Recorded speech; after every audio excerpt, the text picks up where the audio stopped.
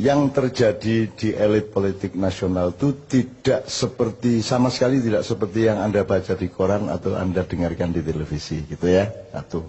Nomor dua, apakah presiden berkuasa? Tidak.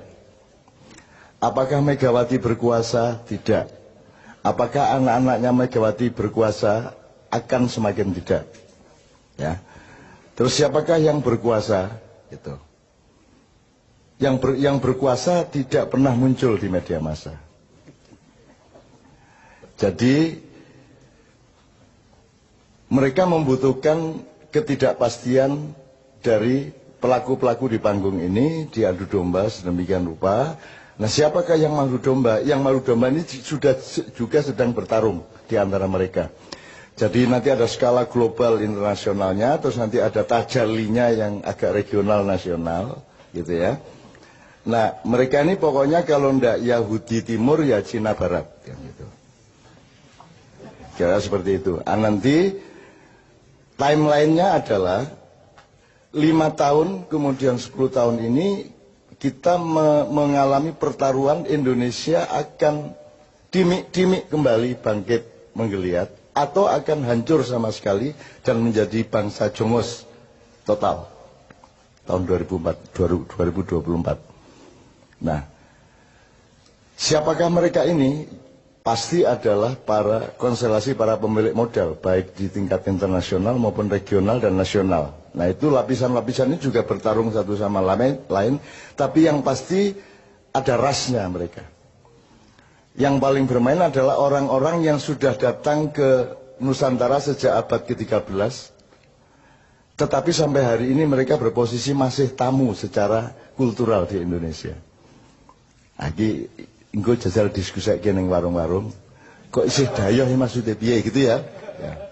Jadi ada orang yang sudah kerja dan kaya raya di sini, tapi dalam hatinya masyarakat Indonesia mereka masih tamu, jadi belum pantas jadi gubernur sebenarnya.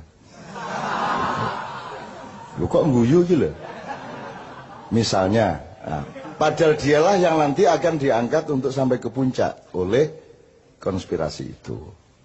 Karena nanti yang diciptakan adalah sistem-sistem yang menguntungkan roti dan keranjang-keranjang mereka bekerja sama dengan konstelasi internasional. Nah, jadi saya ingin memperingatkan, kue isih dayoh, kue aja banget-banget lemu pecicilan, ya. Iki Indonesia iki aja rumangsamu ming kaya sing kok sangka. Ono liya-liyane loh Indonesia ini. Bangsa Indonesia itu banyak. Dan ada segmen-segmen, ada level-level, ada kesatria-kesatria, ada kader-kader, ada bermacam-macam dari bangsa Indonesia ini yang juga akan menjadi faktor dari berubahnya Indonesia. Jadi jangan dipikir Indonesia akan berlangsung persis seperti yang kalian skenariokan.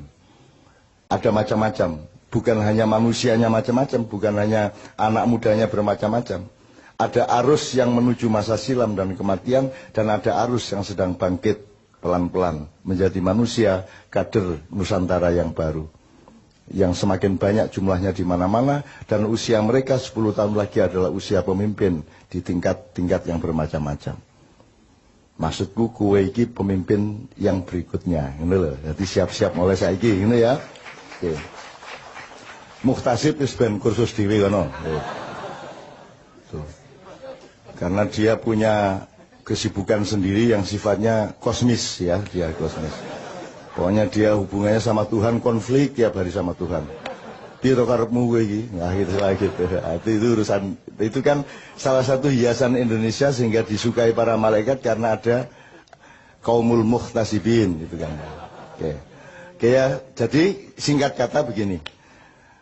Anda jangan benci Jokowi, jangan benci Mega, jangan benci siapapun yang seakan-akan sedang berkuasa. Anda harus merasa kasihan kepada mereka. Dan doakanlah Jokowi yang terus-menerus mendapat tekanan. Anda tahu kan kalau SBY itu kan selalu ragu. Kalau yang sekarang ini tidak ngerti apa yang diragukan atau apa yang ditegasi. Itu. Masih lumayan kalau dulu kan masih ragu terhadap sesuatu hal. Ini sesuatu halnya dia tidak ikut menentukan. Jadi arep ragu ki ora ono dalane, arep tegas ya ora dalane, akhirnya sing metu Iku dudu saka atine, dudu saka pikirane dhewe. Gitu ya. Jadi kita doakan mudah-mudahan beliau ini oleh Allah segera dibebaskan dari tekanan-tekanan. Jelas ya? Jelas maksudnya ya? Gue ngerti sastra toh? Nah. Sementara yang sangat bernafsu untuk bertarget tahun ini harus menggantikan orang yang penuh tekanan-tekanan ini. Kita doakan mudah-mudahan dia tidak diberi kesempatan oleh Allah untuk bersu'ul khotimah. Iki ya jelas tau kudune. Nah, gitu. Jadi nek di YouTube iki berdebat sik lagi ngafirke aku gitu. Gitu teman sekalian, wes. Untuk itu emang Anda terpengaruh dengan semua itu kan tidak. Anda kan punya kedaulatan, Anda kan punya kemandirian, Anda punya keyakinan hidup. Dan semakin hari Anda semakin tenang dengan keyakinan Anda. Dan Anda tahu rakyat Indonesia kan sama sekali semakin tidak tergantung kepada pemerintahnya. Mau dolar 18.000 gitu. Ora berpengaruh kan gune sing nggawa payung ning ngarepe mall kae. Wis pokoke nek nggawa payung ana udan nyeterke nang mobil entuk piro ning prapet piro kan Anda semua kan tidak terlalu terpengaruh. Bahkan di Jawa Timur anak-anakmu dan lantang, ayo iki yuk gurung mundhaki BBM apa iki. Kurang ajar. Nang wis ayo diunggahno ayo. Nang wis. Mosok gak mundak-mundak iki lho. Ayo diunggahno ayo sepur mesisan 4 kali lipat ayo apa ngono. Engko tak delete tekek ndek njero balas. Nek tak delete tekek supaya gak mlaku mesisan wis. Gitu loh. Pesawat-pesawat barang iki. Lho wong bagaimana kita mau bikin konferensi Asia Afrika? Asia Afrika itu kan Bung Karno punya karya. Itu kan konferensi negara-negara non-blok. Non-blok. Lho kowe iki gak konferensi non-blok kok njaluk pelindungan nang jeraganmu iki piye? Njur pura-pura digawe pesawat tapi didandani sik le dandani regane luwih larang timbangane pesawat sing dikekke. Piye coba kowe? Kuwi kan ya Allah ya Rabbi, memang presiden itu syaratnya satu kok, harus tahu apa yang harus diragukan dan apa yang harus ditegasi. Iki ora ono bahane iki, arep ragu ya ora cetha, arep tegas ya ora cetha kan begitu. Kan nyenengke kok kuwi. Tidak pernah ada bangsa yang mendapat hiburan sebagaimana kita. Gitu kan? Tidak, jangankan kan kalau dalam Islam tuh, kalau dalam bahasa Arab tuh ada namanya uslub. Uslub itu diplomasi tingkat tinggi. Seperti saya mengatakan, mudah-mudahan segera terbebas dari tekanan, itu uslub. Ketika saya acara dengan KPK yang pertama, saya berdoa, ya Allah, segera bubarkanlah KPK. Itu kan uslub, artinya maksudnya kehakiman, kepolisian, kejaksaan sudah beres, bisa menjalankan tugasnya dengan jujur sehingga tidak diperlukan KPK. Jadi kalau KPK didoakan untuk bubar itu artinya supaya tidak perlu ada ad hoc lagi untuk mengurus korupsi kan gitu. Tapi orang karena pikirannya linier dan sastra kalimat aja tidak jelas. Maka ketika saya berdoa dengan tingkat uslub tadi, susastra tinggi tadi, orang paham loh kok Cak Nun menginginkan KPK bubar karepe piye? Loh, nek KPK bubar berarti hukum sudah beres, kan begitu. Karena hukum belum beres, pelaku-pelakunya belum beres, diperlukan perangkat pembantu pemain bon-bonan yang namanya KPK. Kan begitu kan? Nah, kalau sudah kesebelasannya beres tidak perlu ngebon lagi. Nah, Indonesia ini lebih lucu lagi. Pemain bon-bonnya hanya dimasukkan lapangan, yang pemain yang diganti tidak dikeluarkan dari lapangan. Bener nggak? Loh mestinya kalau diganti yang diganti keluar ki nggak tetap di dalam. Akhirnya gelut dewe sadu-saduan dewe. Kan gitu. Antara pemain pengganti sama pemain yang diganti. Kan begitu. Sampai hari ini toh sadu-saduan nggak karu-karuan. Kan ini nyenengke negara ini nyenengke. Saya luar biasa bahagia sebagai bangsa. Luar biasa bahagia. Iki tenang iki Jon. Iki malaikat yang nggak pernah ketawa jan nahan banget.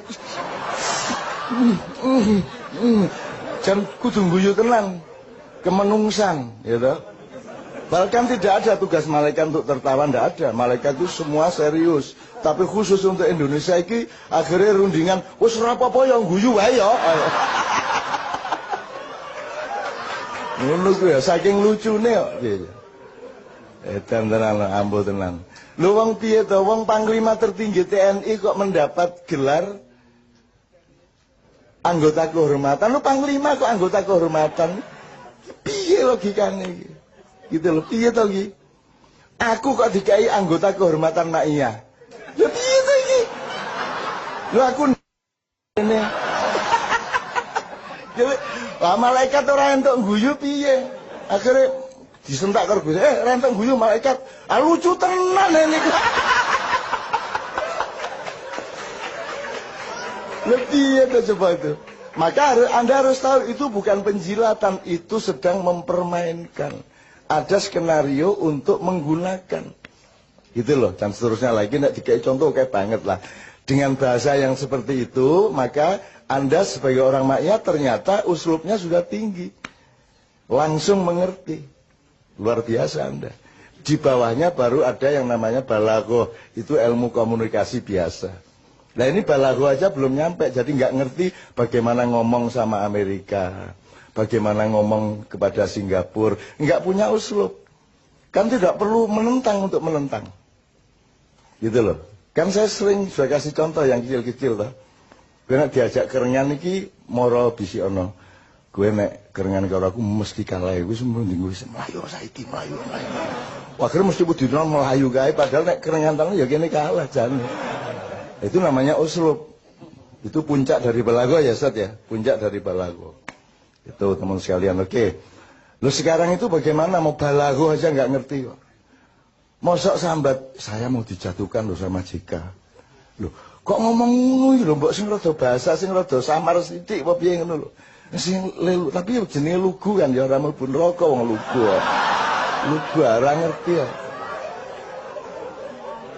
Ya ngertine mebel ya mebel, kayu ya kayu.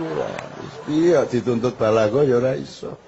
Jadi piye meneh jadi tolong Anda jangan benci ya. Anda harus kasihan dan berempati dan berdoa setiap hari mudah-mudahan beliau segera dibebaskan dari tekanan-tekanan. Amin ya rabbal alamin. Supaya hidupnya tentram, keluarganya tentram, istrinya tidak cemas dan anaknya juga selamat dari mara bahaya. Gitu ya. Ono elek ya ngomong, apik to ya. Apik to gitu loh. Uslub gua. Wah sesuk mesti do Twittere uslub.